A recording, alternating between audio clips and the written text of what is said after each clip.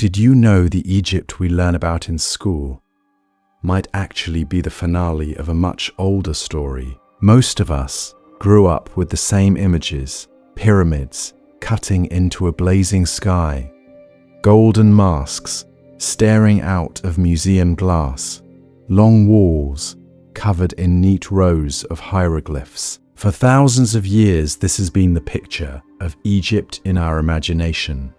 Pharaohs on thrones, priests in white linen, temples rising from the Nile. But out beyond the river, far from the tourist paths, the desert tells a different story. Imagine standing in a silent, wind-scoured basin deep in the Sahara. No pyramids, no towering statues, just a ring of rough stones on the sand, some toppled, some still standing, their edges worn by time. It looks simple, primitive even, until someone notices that this circle is not random at all. At a place called Nabta Playa, long before the first pharaoh placed a crown on his head, people dragged stones into position and built a circle aligned to the summer solstice. Some researchers argue that certain stones point towards specific stars. This is not 2500 BCE, this is around 6000 to 6500 BCE, thousands of years before the Great Pyramids, when, according to the textbooks, there should be only scattered tribes and basic camps. So who were these people, standing in the dark, watching the sky? And why does their circle behave like a stone calendar, or even a desert observatory? Mainstream archaeology has a careful answer. The builders of Nabta Playa are usually described as pastoralists, cattle herders moving with the rains. The labels sound modest, almost harmless, pre-dynastic, Neolithic, early. But then the stones begin to raise a difficult question. How do simple herders design a monument that tracks the turning of the heavens with such precision? Welcome back to the channel. Here we explore the mysteries, history, and forgotten lore of ancient Egypt, slowly and calmly, so you can relax, unwind, and drift off while learning about one of the most fascinating civilizations in human history. From the pyramids and hidden chambers beneath the sands, to the gods, pharaohs, and ancient stories carved into temple walls along the Nile. If you enjoy relaxing history like this, consider subscribing and joining us for more journeys into the ancient world.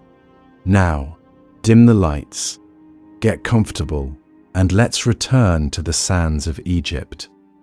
Old legends tell a different story.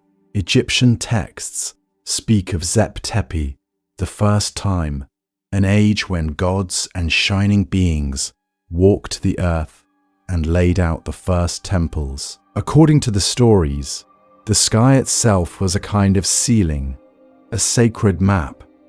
What if places like Nabta Playa are not random experiments, but the faint fingerprints of that earlier chapter?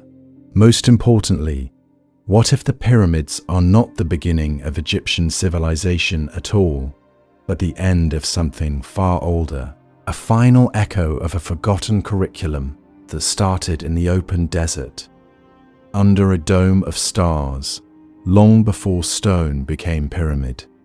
Because when we look closely, a pattern appears. First, circles in the sand, then organized villages along the Nile, then the great temples and mystery schools of pharaonic Egypt, with priests who still called the sky a temple and the stars the gates of the afterlife. So what kind of knowledge was passed down across those ages? How much of what we call ancient Egypt is really only the last surviving chapter of a hidden tradition? We'll find out together by going back before the pharaohs to the people who first turned the night sky into a classroom, the forbidden syllabus.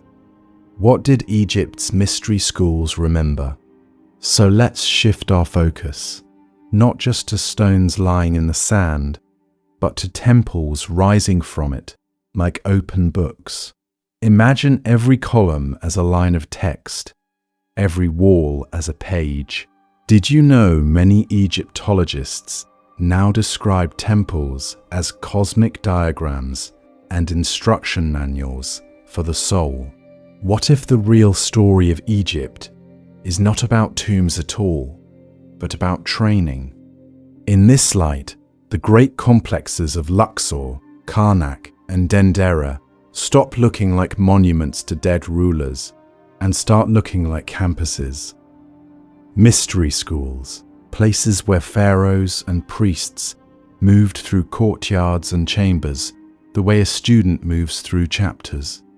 Each gate, each hall, each dark inner room was a lesson, a ritual, a test. But if these later temples encoded a curriculum, a structured path through life, death, and the afterlife, where did that curriculum begin? Who wrote the first draft? Old legends tell a different story from the usual textbook timeline. They whisper that the priests were not inventing new knowledge, but preserving fragments of something older. So who were the first teachers?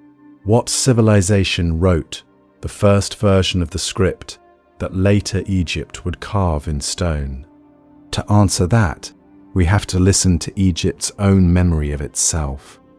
The priests spoke of Zep Tepi, the first time, a golden age when the Neteru, the gods, walked openly among humans. According to the stories, this was when cosmic order was set, when the sky, the Nile, and the underworld were aligned like parts of a single instrument. Was Zep Tepi just poetic myth, or a blurred memory of an earlier, forgotten civilization that taught the first mystery schools how to read the heavens? Scattered clues suggest that something important was already happening long before the first pharaoh. In the deep desert at Nabta Playa, a stone circle aligned to the summer solstice and key stars was standing around 6000 BCE, thousands of years before the pyramids. Along the Nile, Badarian graves show careful burials, grave goods, and a sense of the journey beyond death. These early people were already treating the body and the sky as a linked system, as if the classroom had opened ages before the official start date of Egypt. Most importantly, the trail does not stop there. Hidden in the bedrock are enigmas like the Osirian at Abydos, sunk deep below later structures, using massive blocks that feel out of time. In the Serapeum of Saqqara, gigantic granite boxes lie in rock-cut tunnels, like silent exams no one can read. What kind of knowledge required chambers like these? In this episode, we'll follow that trail step by step, from pre-dynastic sites like Nabta Playa and Badarian cemeteries, through megalithic mysteries such as the Assyrian and the Serapeum, and into the symbolic language of the later mystery schools. We'll treat every alignment, every underground passage, every carved star ceiling as part of a hidden syllabus stretching back before the pharaohs. And here is the invitation. Do not watch this only as a documentary. Treat it as an initiation. As we move from the open desert into inner chambers of stone and symbol, imagine yourself entering the outer room of a school that never fully died. A school that, for thousands of years, claimed to guard fragments of a civilization from the first time. What happens when we start to read Egypt this way? We'll find out together as we step through the first gate from textbook Egypt to a lost prologue. So let's step through that first gate by doing something very simple. Let's rewind the timeline we were all given in school. In the textbook version, Egypt appears almost suddenly around 3100 BCE. A powerful ruler, often identified with Nama or Minas, unites Upper and Lower Egypt. Two lands become one kingdom. The double crown appears. From there, the story races forward. The old kingdom rises. Pharaohs commission the Great Pyramids at Giza, and stone becomes a stage for the afterlife. Then comes the Middle Kingdom, with its refined art and literature.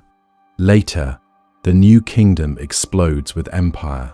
Colossal statues at Luxor, golden tombs in the Valley of the Kings, warrior pharaohs like Tutmosis III and Ramesses II. After that, the narrative turns to decline, foreign invasions, divided rule, and finally the Greeks and Romans. A clear arc, a beginning and an end.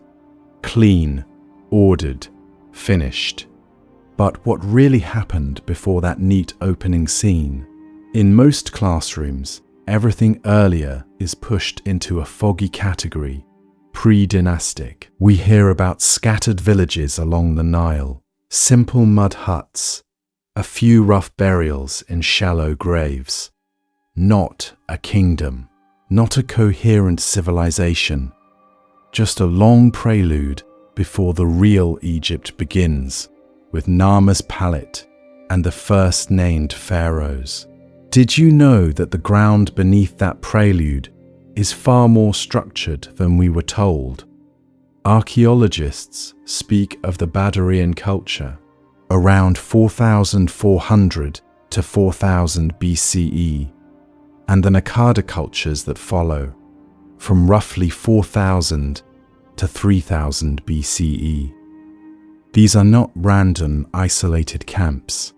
They leave behind fine, thin-walled pottery fired with care, polished stone vessels, and cosmetic palettes shaped like shields and animals. In their cemeteries, bodies are laid on their sides, often facing west toward the realm of the setting sun and the afterlife. Grave goods are carefully arranged. Jewelry, tools, food offerings. This is not casual disposal of the dead. It is ritual, organization, a quiet rehearsal of ideas that later priests would carve into temple walls. By Naqada too, the art grows even more revealing. We see long boats carved and painted on pottery, with cabins and standards rising like flags. Above them stand symbols that will later become royal emblems. Falcons, desert animals, mysterious standards topped with gods. Crowns that look strikingly like the white crown of Upper Egypt and the red crown of Lower Egypt already appear in miniature, as if the very idea of the pharaoh is being sketched in advance. This continuity is hard to ignore. The boats, the crowns, the animal standards, the way the dead are arranged, as if passing through gates on a carefully managed journey, hint that royal ideology and sacred rituals were not invented overnight. They were distilled, refined, inherited. So what if the Nama palette is not the birth certificate of Egypt, but the late flowering of a much older tradition? What if these pre-dynastic villages were actually the outer classrooms of an emerging spiritual school carrying memories and methods from an even earlier desert star culture whose monuments now lie half buried in sand? Old legends tell a different story about a first time, Zep Tepi, when the gods walked among humans. If that legend hides even a fragment of history, where would we expect to find its fingerprints? On the riverbanks? In forgotten stone circles, far out in the Sahara? Or deep beneath the later temples, in chambers that look strangely older than the buildings above them? Most importantly, how far back does this hidden curriculum really go, and what kind of knowledge was it designed to protect? To answer that, we have to leave the Nile for a moment and follow the trail into the desert, to a ring of stones that watches the stars and refuses to fit the official beginning of the story. Not tombs, but schools. How Egypt's temples rewire the story. To follow that trail, we have to change how we look at Egypt's monuments. For thousands of years, visitors have come here thinking in one simple category. Pyramids are tombs, temples are places of worship. You walk through columns, take a few photos, hear a legend about a dead king, and leave. But what if almost everything about that picture is wrong? Imagine stepping into a temple, not as a tourist, but as a student. Not a school for children, but a school for consciousness. The entire building is laid out as a lesson. The bright outer court, open to the sky, is where the public gathered for festivals and offerings. It feels safe, visible, ordinary. Then the ceilings drop lower, the light dims, and the air cools as we move inward through columned halls toward hidden chambers that only priests and initiates could enter. This is not random architecture. It is a journey from light into darkness, from noise into silence, from the many into the few. Each gate, each doorway is a test. Can we leave behind distraction? Can we quiet the body, then the mind? Did you know some temples even narrow their corridors and raise the floor as we approach the sanctuary, forcing slower steps and a bowed head, as if the building itself is training the nervous system for reverence? Inside, the walls become the curriculum. Every surface is carved with scenes of rituals, hymns, and precise sequences of gestures. We see pharaohs standing before strange beings, boats sailing through starry skies, and rows of gates marking the 12 divisions of the Duat, the Egyptian underworld. To a casual visitor, it is decoration. To an initiate, it is a syllabus in stone. Cosmology, ethics, the laws of Ma'at, and detailed maps for the soul's journey after death. Old legends tell a different story about these images. According to the stories, priests walked these halls reciting texts that later became the pyramid texts and the Book of Coming Forth by Day. Each chamber corresponded to a stage in the afterlife, each hymn to a password or a name that unlocked a gate beyond the body. The temple was a simulator, a rehearsal space where death was practiced long before it arrived. But here is the pattern interrupt. If these great temples are textbooks, they do not feel like first editions. They feel like polished, late summaries. The language is already complex. The rituals are already refined. So where are the rough drafts? What kind of knowledge did they inherit that was already old when the first pharaohs carved their cartouches? Most importantly, who was allowed to enroll in this hidden school? Was it only kings and high priests? Or did smaller circles of initiates carry fragments of a much older desert wisdom into these stone sanctuaries? And if the final exam was not a grade, but the moment of death itself, what were they really preparing to become? We'll find out together when we follow this curriculum backward, beyond the Nile temples, into a landscape of stone circles, forgotten shrines, and a memory the Egyptians called Zep Tepi, the first time. The closed doors of the first schools. To reach that first time, the Egyptians built something else, closed doors. Did you know that even in later dynastic Egypt, the highest knowledge was treated like a dangerous fire? Not everyone was allowed near it. Only a tiny circle entered the inner schools: the pharaoh, high priests of major temples, and a few initiates who survived years of training, fasting, and relentless testing. These were not casual lessons. These were ordeals. Most people along the Nile lived in a completely different world. Picture a village at dusk. Mud brick houses, children chasing goats, women grinding grain, fishermen mending nets by the river. Their knowledge was practical: how to read the flood, when to plant, which offerings pleased which local deity. They joined seasonal rituals, sang hymns, watched processions pass by. But the deeper maps of the duat, the full ritual technology of transformation, those remained behind stone and silence. Inside the mystery schools, the goal was not just political power. It was something far more radical. The curriculum aimed at mastery of the passage through death itself. According to the stories, initiates learned how to align every thought and action with Ma'at, the invisible pattern of cosmic order. The ultimate promise was to become an Ak, a luminous, effective spirit able to move through the hidden gates of the afterlife with awareness, not confusion. One night, a priest touches your shoulder and leads you away from the torchlit festival, through a side door, down a narrow corridor that smells of incense and cold stone.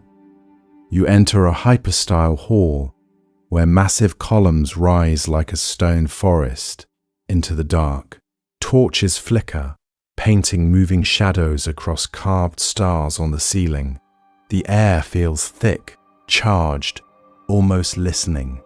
A robed priest leans close and whispers that what you are about to hear was old even before the first pharaoh took the throne. Old legends tell a different story than the public myths. They speak of Zep Tepi, the first time, when beings called Neteru walked with humans and taught a different way of dying and of waking. You are told that these rituals, these secret names, are fragments from that age. Why guard them so fiercely? Why keep them locked in hidden chambers, passed only from mouth to ear? One answer is control. Another is survival.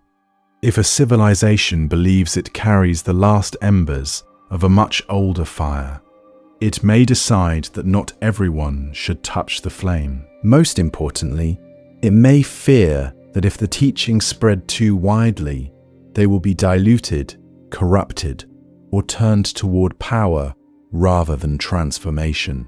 But what kind of knowledge was so potent it demanded this level of secrecy? And could those closed doors be preserving memories from long before the pyramids? Memories written not just in texts, but in stone circles, buried temples, and forgotten shrines. In the next part, we'll follow those clues into the desert and see what still stands from that hidden curriculum. A voice from the deep past, ancient authors, and older memories. To follow those clues, we have to listen to a different kind of witness, the voices of ancient authors themselves. Not modern theories, not recent excavations, but priests and chroniclers who claim to be copying memories already old when the pyramids were new. One of the most mysterious is a priest named Manetho, writing in the 3rd century BCE under the Ptolemaic pharaohs. He had access to temple libraries and secret archives the modern world will never see.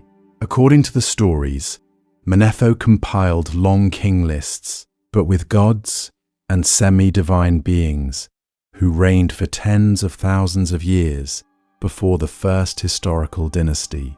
Did you know his sequence starts with Ptah, Ra, Shu, and other Neteru, then moves into followers of Horus, who bridge the gap between heaven and earth?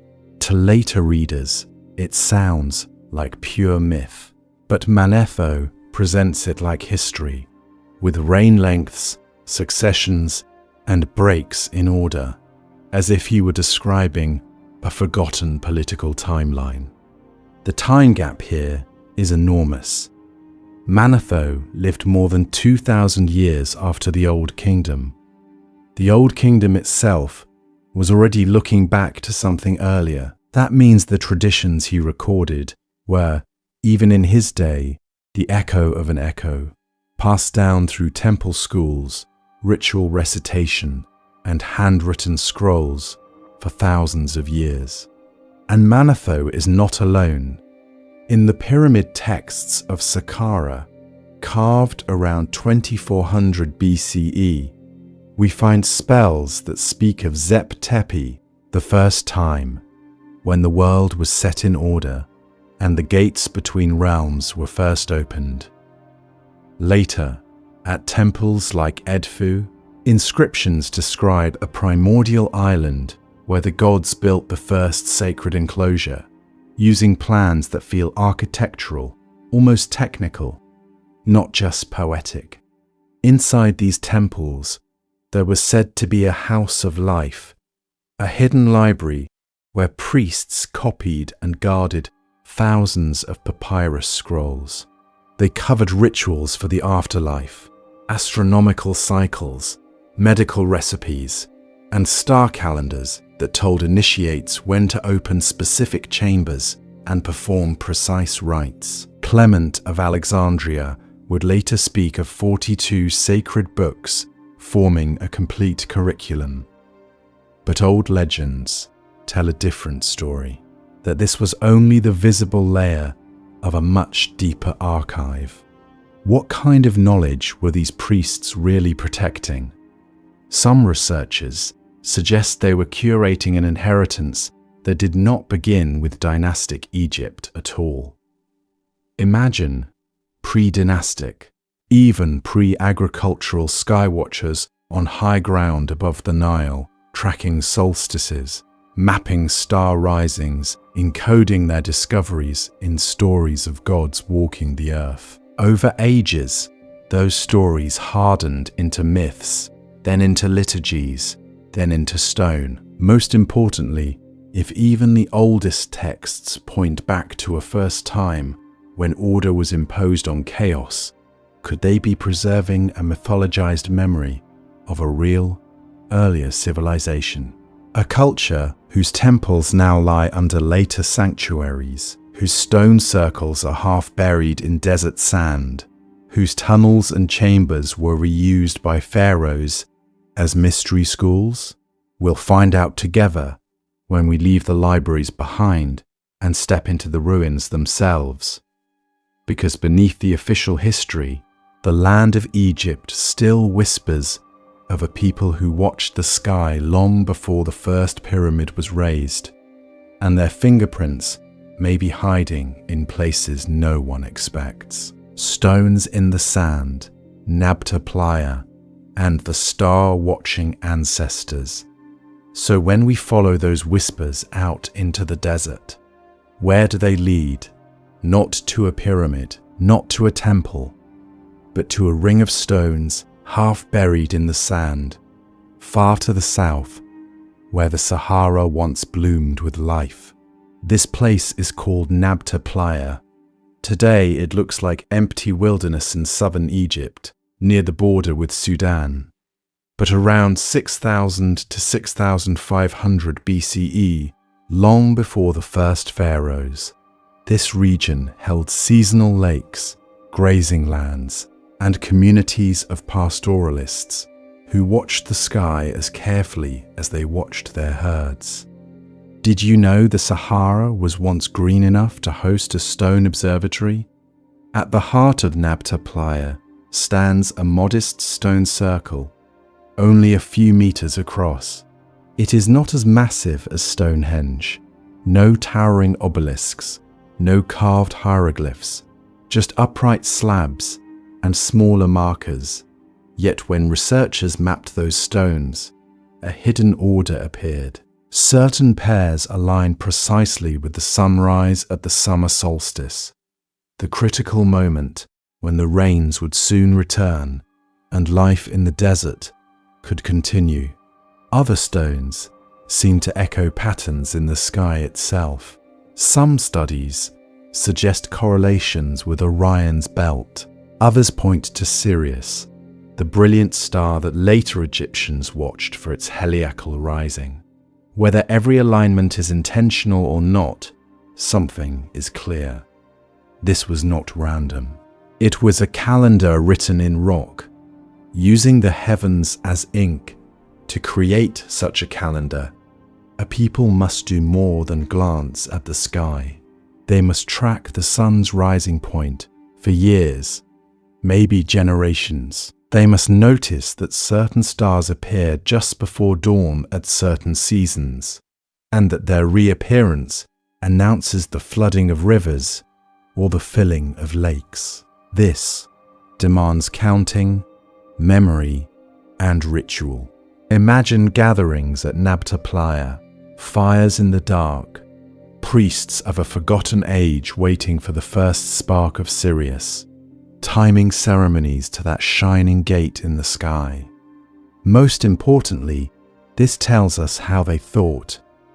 The sky was not just decoration, it was a clock, a scripture, a living map of the invisible order behind the world. For thousands of years, that way of seeing the cosmos would echo along the Nile. Later, in dynastic Egypt, Sirius, called Sopdet, became sacred, her rising linked to the Nile flood and the new year. Orion's glittering form was associated with Osiris, lord of the afterlife and ruler of the Duat. Temples and pyramids were carefully oriented to cardinal directions and to key stars, as if every sanctuary were a chapter in a stellar textbook. Old legends tell a different story than simple sun worship, a tradition in which the dead pharaoh became a star among the imperishable lights. But what really happened here in the deep past?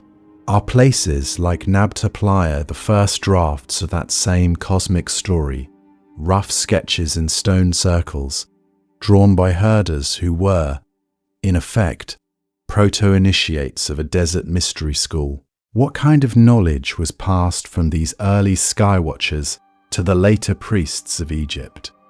And if this is only the outer ring of the circle, what lies at the center of that transmission?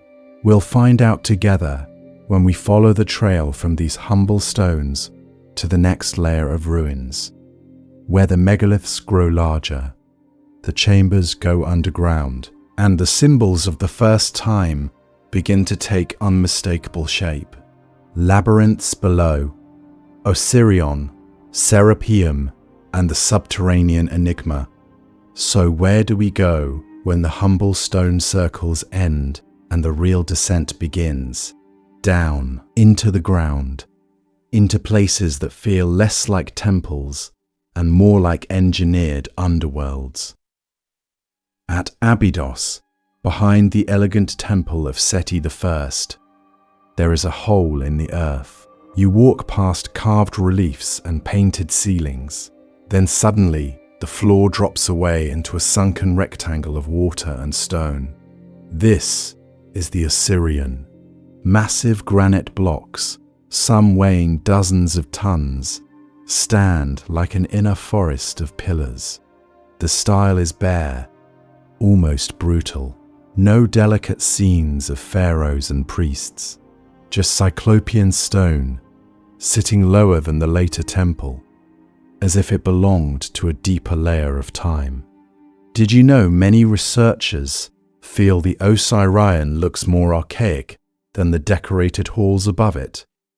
The masonry is tight and simple, the proportions monumental, the atmosphere cave-like. It feels less like a chapel and more like a constructed myth. The tomb of Osiris, the gateway to the Duat, a model of the primeval waters. When the central basin was filled, initiates would have stood surrounded by dark water, encircled by towering pillars, literally below the level of the visible world. Travel north to Saqqara, and the pattern repeats, but in an even stranger form. Cut deep into the bedrock is the Serapeum, a network of long, echoing tunnels leading to side chambers, each housing a single gigantic granite box. Over 20 of these boxes have been found, some weighing 60 to 80 tons, with lids that alone outweigh most cars. The interiors are polished to a mirror-like sheen. The corners are sharp. The tolerances are astonishingly precise for a space no one was meant to casually visit. Most textbooks say these were sarcophagi for sacred Apis bulls. But what really happened in these hidden chambers? Many of the boxes show later inscriptions scratched onto their surfaces, as if priests came afterward to claim and reinterpret them. The engineering challenge is intense, quarrying hard granite, hauling it for miles, then maneuvering it through narrow tunnels into tight underground rooms, all for animals that in theory could have been buried in far simpler pits. This is where a different picture begins to emerge. Imagine a mystery school procession descending into the dark, oil lamps flickering against stone. The air grows cooler. The sound of footsteps changes as the tunnel narrows. Ahead waits a sealed chamber and a massive stone guardian box, its lid closed like a gate of the underworld. To pass, an initiate might have to lie within, rehearsing their own death and rebirth, while priests chanted rituals outside. For thousands of years, old legends tell a different story about places like these. They speak of journeys through gates, confrontations with powers in the dark, and the disciplined mastery of fear. The Serapeum and Osirian feel purpose-built for controlled, intense experiences. Sensory deprivation, booming acoustics, the psychological shock of emerging from the depths as if coming back from the afterlife itself. Here, architectural patterns and psychological technologies meet. Sunken courts, water basins, tight tunnels, colossal stone guardians. These are not random choices. They look like the preserved grammar of a much older ritual language. According to the stories, the pharaohs did not invent the path to the Duat. They inherited it. So what kind of knowledge were they inheriting? Most importantly, how far back does that invisible curriculum really go? To answer that, we have to follow the trail out of these underground labyrinths and into the myths of the first time, where the gods themselves become the teachers. Why hide a civilization? The deeper question behind the sand. But these gods as teachers leave us with an even stranger question. If there really was a high civilization before the first pharaohs, why doesn't Egypt shout about it from every wall? Why would its memory be buried in myth, ritual, and restricted chambers, instead of written as open history on every temple facade? For thousands of years, temples along the Nile repeated the same pattern. Public stories on the outside, secret teachings on the inside. The outer courts showed carved battles and royal victories.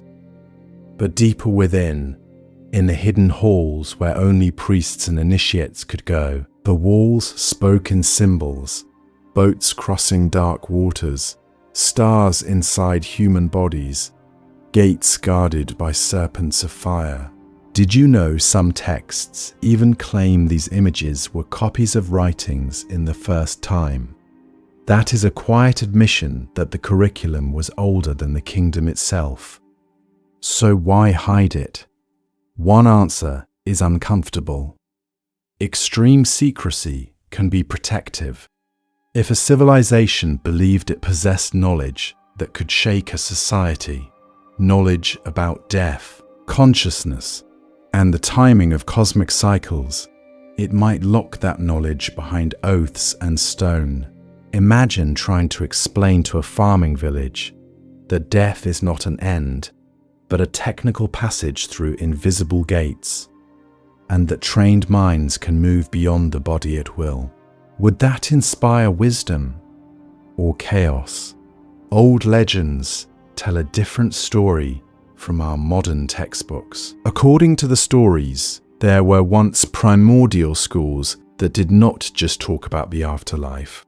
They practiced it. Underground corridors like the Serapeum, with their precision-cut granite chambers, or the sunken Osirian at Abydos, feel less like tombs and more like controlled environments for radical experiences. Echoing silence, sensory deprivation, and rituals that pushed consciousness to its limits. What kind of knowledge would demand a granite box the size of a small house, sealed in darkness, as part of its training? Most importantly, what did they learn in these halls and star-aligned circles that was so potent it had to be guarded by passwords, veiled hymns, and entire labyrinths of stone? The clues keep pointing in the same direction, toward death, or rather, what lies just beyond it.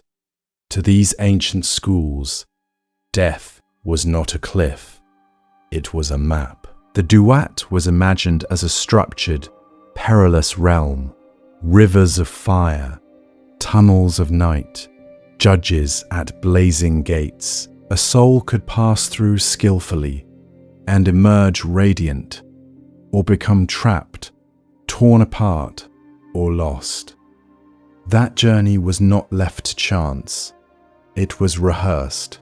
But what really happened when an initiate lay in a dark chamber, breathing in incense, reciting secret names, while the stars wheeled overhead? Were they simulating death, or learning to navigate a real, invisible landscape? To understand the civilization before the pharaohs, we now have to step inside their map of reality itself, into the cosmic blueprint they called the Duat, and the rules of the underworld that shaped everything they built. The Duat, blueprint of the underworld from an older age. To the Egyptians, that invisible landscape was not a metaphor, it was a place. Death, they believed, was not annihilation, but a dangerous crossing into a vast region called the Duat, a hidden world beneath, behind, and even above the one we see. Imagine closing your eyes for the last time and opening them in a terrain of black rivers and glowing horizons. The Duat was mapped as a real geography, lakes of fire that hissed and steamed, caverns whose ceilings glittered like the night sky, serpent-walled corridors, and endless gates guarded by beings with knives and flaming eyes. Boats glided through the darkness, guided by starlight, while in the distance stretched gentle fields of reeds, a mirror of the Nile Valley made perfect. Did you know this underworld was not random chaos, but carefully organized? According to the stories, the Duat was divided into sections or hours, often 12 of them, echoing the 12 hours of the night. Each hour had its own gates, its own guardians, its own trials. At every threshold, a soul could be stopped, questioned, even cut apart, unless it knew the correct names, symbols, and passwords. In other words, the afterlife was a cosmic examination. Every gate was a test. Every guardian was an examiner. The soul had to prove knowledge, courage, and alignment with Ma'at, the principle of truth and order. Fail the test, and the journey ended in darkness. Pass, and the traveler moved deeper into the mystery toward rebirth among the stars. Most importantly, this map of the unseen was not left to chance. For thousands of years, priests and scribes copied and recited texts that described the duat in obsessive detail. The pyramid texts carved inside the oldest royal chambers, the coffin texts painted on wooden boxes, and later the famous Book of the Dead were all guidebooks, manuals for navigating the underworld. But what really happened before those words were carved in stone? Old legends tell a different story, that these writings were only the final, fossilized version of teachings passed down orally from a much older age. Before ink and chisel, there were spoken formulas in desert camps, star myths told around fires, and rituals performed in early shrines along the Nile. Some researchers see in the duat a refined descendant of pre-dynastic sky and desert myths.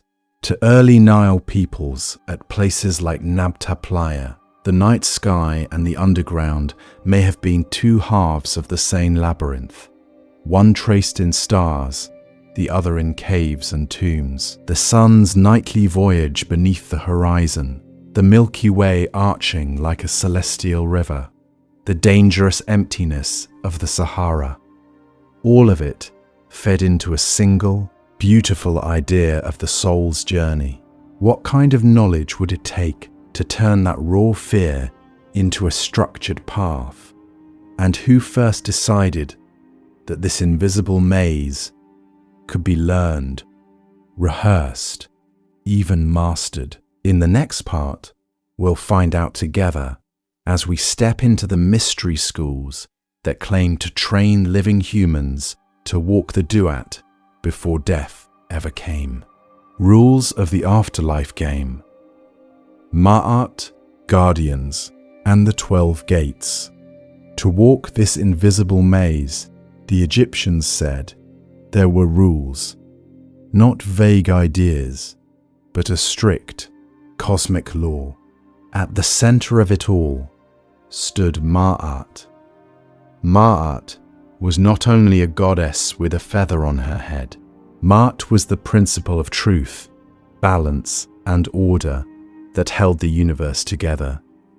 Imagine a law so deep that if it cracked, the stars would fall out of place.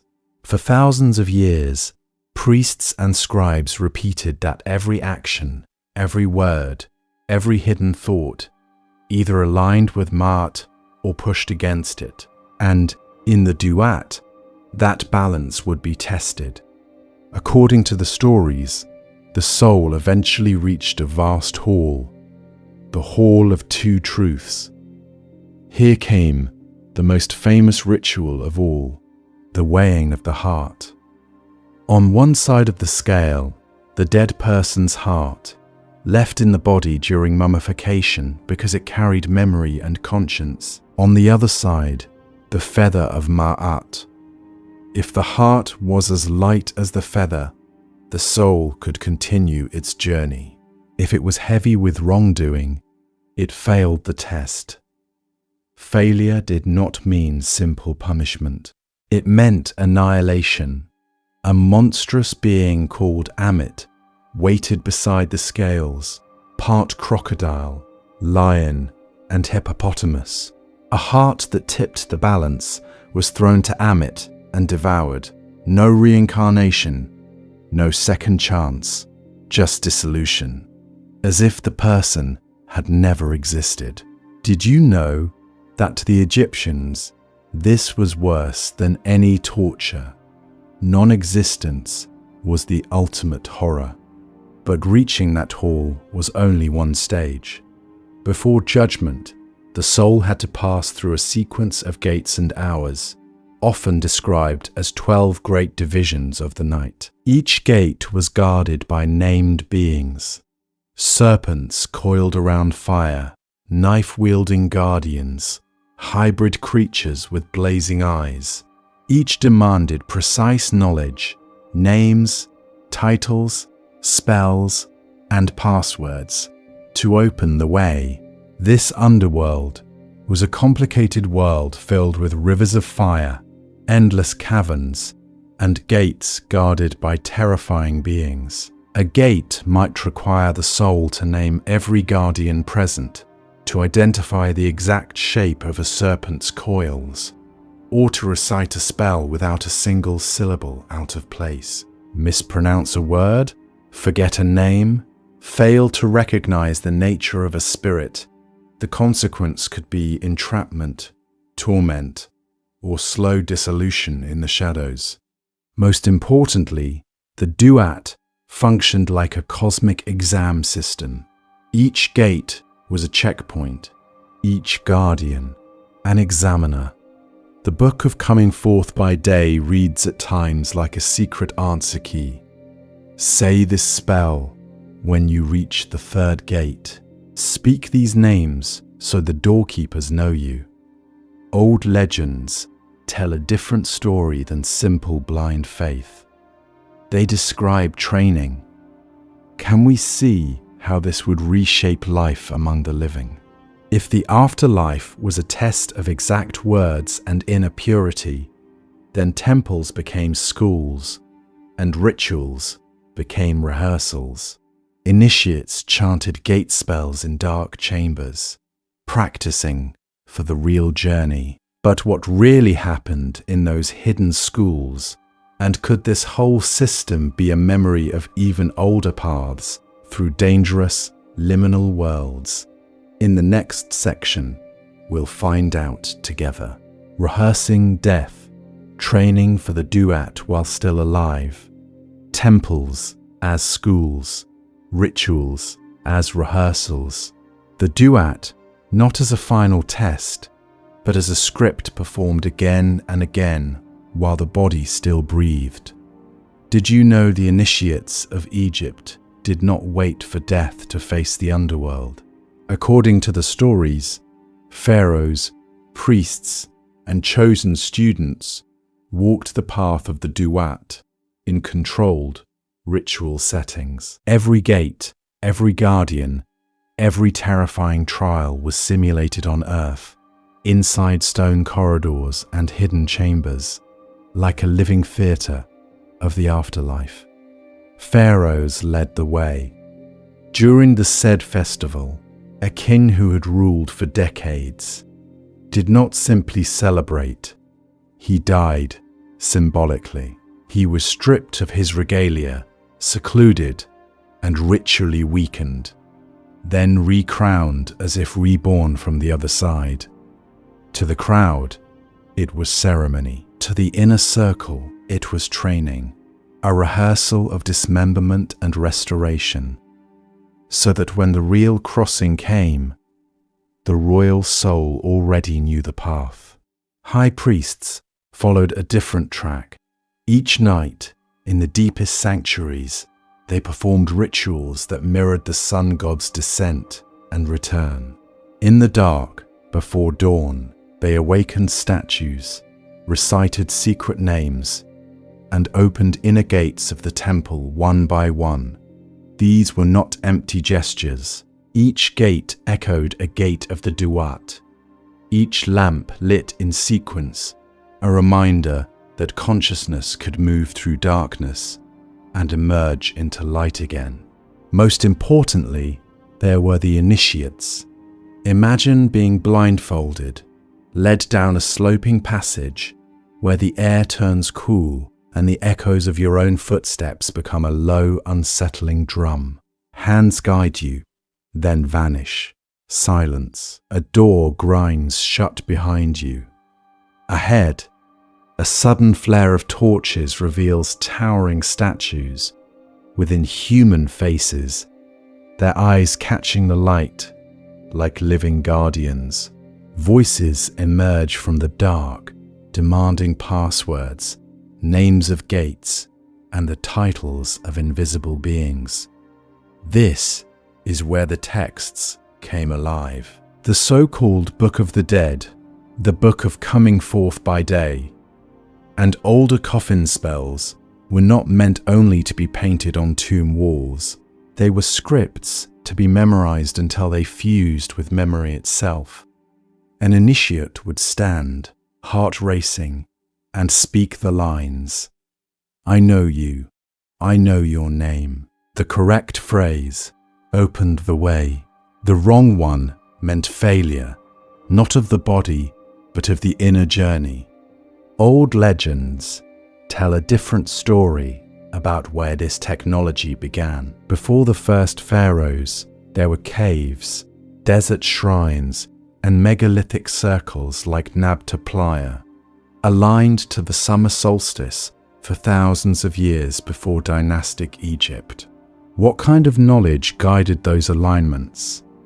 Many researchers suspect that the stone temples of later ages simply fossilized an older curriculum. Initiations once held under open skies, around star-aligned stones, and in natural caverns that became early models of the duat. But what really happened in those pre-pharaonic sanctuaries? Were they the first rehearsal halls for the journey beyond death? And if so, what traces of that forgotten school still lie buried beneath the sand, waiting to rewrite everything we think we know about the origins of Egyptian magic?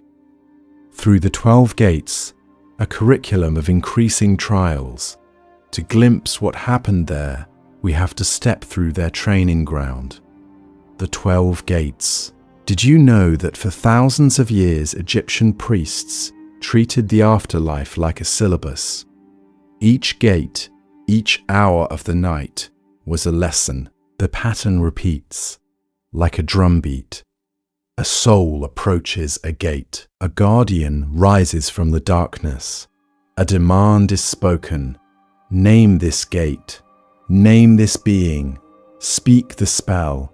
Prove your heart is aligned with Ma'at. Say the wrong words, and the journey ends. Say the right ones, and the gate swings open. According to the stories, the early gates were almost simple. Identify the river, name the ferryman, recite a short formula that shows you remember who you are. But with every new threshold, the challenge escalates. Soon the guardians are serpents, coiled around lakes of fire, or composite beings with knives for hands. They do not just ask for passwords. They demand declarations of innocence, lists of sins not committed, proofs that the heart is lighter than the feather of Marti, even while fear presses down like stone. This is where the mystery schools become visible. Initiates did not wait for death to improvise these answers in panic. They were drilled in hidden chambers beneath temples, in corridors that twisted like the duat itself. They rehearsed the encounters gate by gate. A priest might extinguish every lamp and leave a novice alone in the dark, a voice echoing from the stone. Who are you? Why should you pass? The correct response had to come instantly, not as memorized noise, but as truth felt in the bones. It was training the way one learns a labyrinth. At first, with careful steps and conscious counting. Later, by feel. The body remembers the turns. The tongue remembers the spells. The heart remembers how not to tremble when the guardian leans close. Most importantly, the initiate becomes the path, instead of just knowing about it. The 12 gates we read in funerary texts look like a clean spine of this curriculum, a neat sequence from dusk to dawn. But old legends tell a different story. They hint at hidden annexes to this map, uninscribed rites whispered only in inner circles, extra gates that never made it onto tomb walls, secret chapters of the duat reserved for those who had already mastered the public sequence. Here is the pattern interrupt. What if even Egypt's own version was already a late, simplified edition?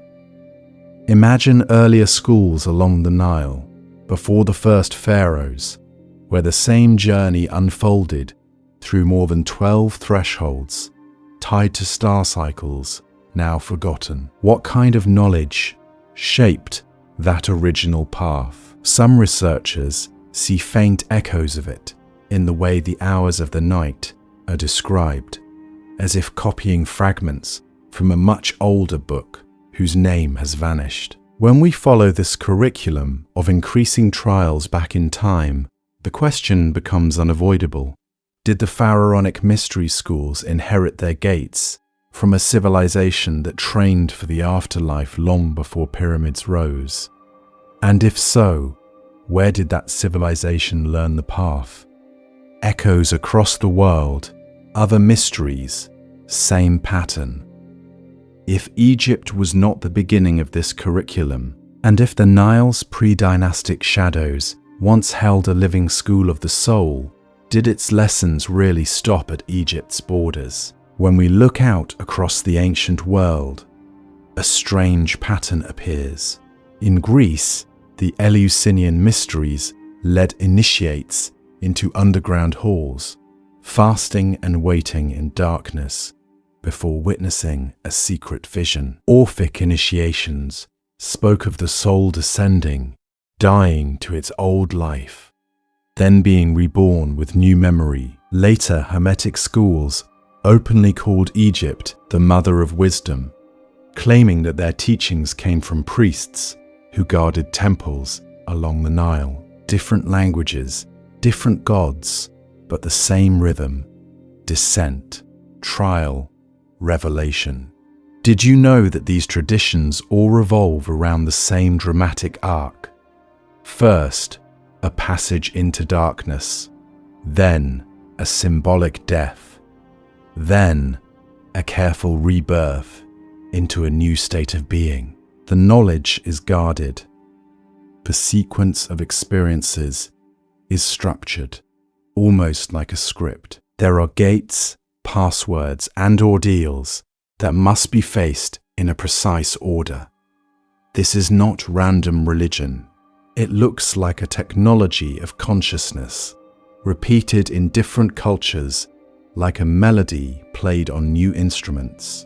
Now, with that pattern in mind, we can walk back into Egypt's most mysterious chambers. Take the Osirian at Abydos. It sits sunken below the later temple, built from massive granite blocks that feel older than the inscriptions around them. A central island, a surrounding trench, a corridor that leads you inward like a slow spiral. Most of us grew up hearing it was a cenotaph for Osiris, but old legends tell a different story. Imagine it instead as a stage for rituals of dismemberment and reassembly, where initiates enacted the death of Osiris and felt their own identities dissolve in the water-shadowed dark. Then there is the Serapeum of Saqqara, rock-cut tunnels, colossal granite boxes with lids weighing dozens of tons. Officially, they are tombs for sacred bulls. But what really happened in those echoing corridors? Picture priests leading chosen students past each looming box, as if passing through the vertebrae of a stone spine, deeper and deeper into the earth.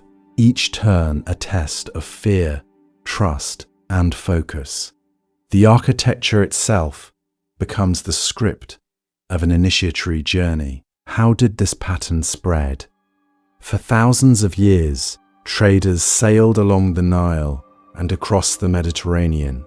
Priests traveled as diplomats and healers. Migrants followed river routes and coastlines. According to the stories, fragments of a very old mystery language moved with them. Symbols of serpents and ladders, goddesses who descend and rise, sacred meals that seal new identities. In Greece, it becomes Persephone and Demeter.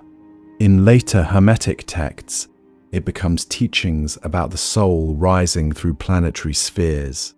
So, are we seeing independent invention born from the deep psyche of humanity, or the long, faint echo of a single, very ancient experiment in training consciousness that began before the first pharaohs took the throne? Most importantly, if this echo is real, where is the original voice hiding? And what kind of knowledge did it really hold? What the sand still hides? Lessons from a lost civilization. Maybe that original voice is not completely gone. Maybe it is whispering to us through stone. When we step back from the details, a pattern begins to appear. At Nabta Playa, in what is now the desert of southern Egypt, a ring of stones tracks the summer solstice and key stars thousands of years before the first pharaohs. Along the Nile, Badarian and Nakada graves show careful burials, grave goods, and a growing sense that death is not an ending, but a journey that needs preparation. Then the mysteries deepen. At Abydos, the Osirian sits sunken below the later temple, built with massive megalithic blocks that look almost out of time. At Saqqara, the Serapeum hides colossal granite boxes in rock-cut chambers, their purpose still debated. Did you know some of these boxes weigh dozens of tons, yet their interiors are finished with astonishing precision? Who exactly were these for? Put together, these clues suggest a cautious reconstruction. Imagine a long-lived Nile Sahara culture that watched the sky for thousands of years, tracking solstices, star risings, and slow cycles in the heavens. Imagine communities that ritualized death with increasing care, turning burials into rehearsals for the afterlife. Over generations, their observations and fears, their visions and experiments hardened into symbols, myths, and finally into architecture. By the time dynastic Egypt appears, that inheritance is already complex. The duat is mapped with gates, guardians, and trials. The heart is weighed against Ma'at. Mystery schools train pharaohs and priests in hidden chambers to move through darkness without panic. Old legends tell a different story than simple tombs. Temples as schools, pyramids as instruments, rituals as a kind of spiritual technology aimed at surviving the transition beyond the body. But what really happened is still mostly hidden. The villages of that early Nile Sahara world have been eroded by time and buried by sand. Their oral teachings were never written down or were written on materials that did not survive. Beneath many temples lie older foundations and unexcavated layers, sealed like closed chapters in a book we can only partially read. Our picture is not a full archive. It is a half-burned library. So what lessons can we draw from fragments? First, this civilization took consciousness and death with deadly seriousness. Education was not just learning skills to survive the season, it was training for the deepest passage of all.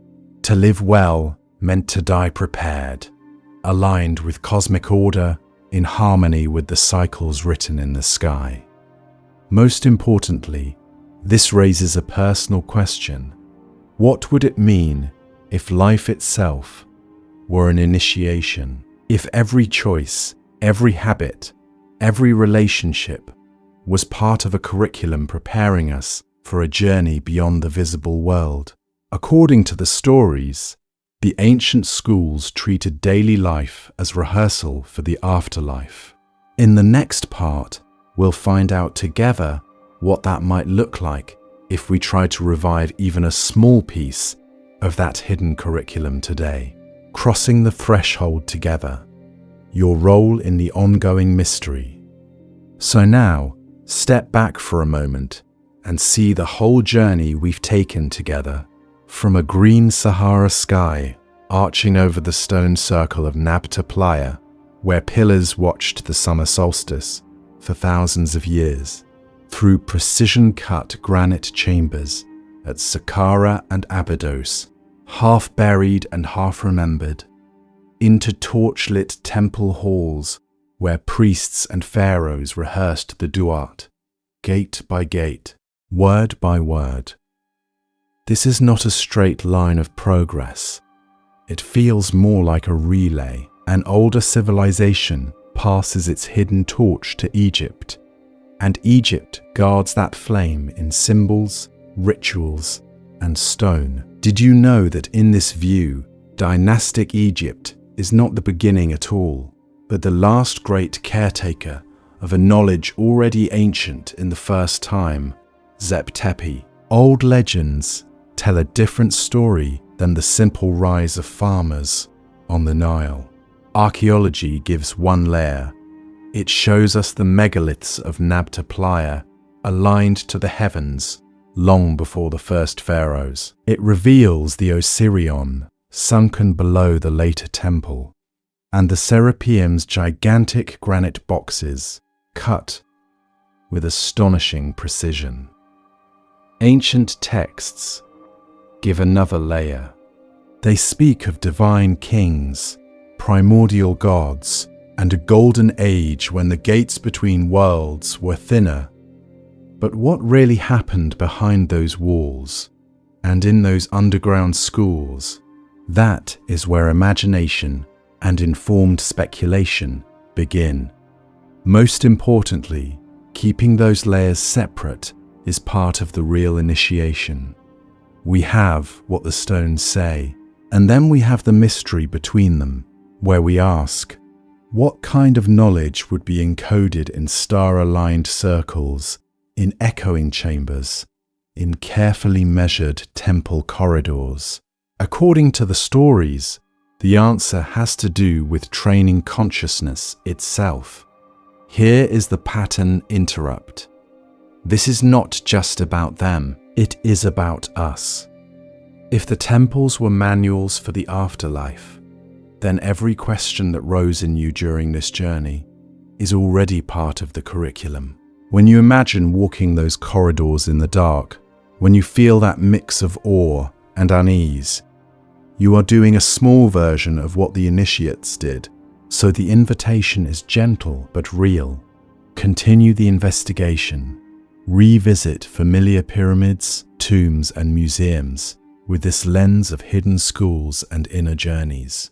Explore the other episodes on mystery schools, on sound and altered states, on how different cultures trained for the moment when the heart meets the feather. Treat your curiosity as a ritual in itself, because this descent into pre-pharaonic shadows is only through the first gate. Ahead lie other underworlds, other stone circles under other skies, other first times in distant lands. There are labyrinths beneath Greece, star cities in the Americas, and forgotten chambers in Asia still waiting. When the next door opens, we'll find out together what their guardians were trying to teach about life, death, and the worlds beyond the visible.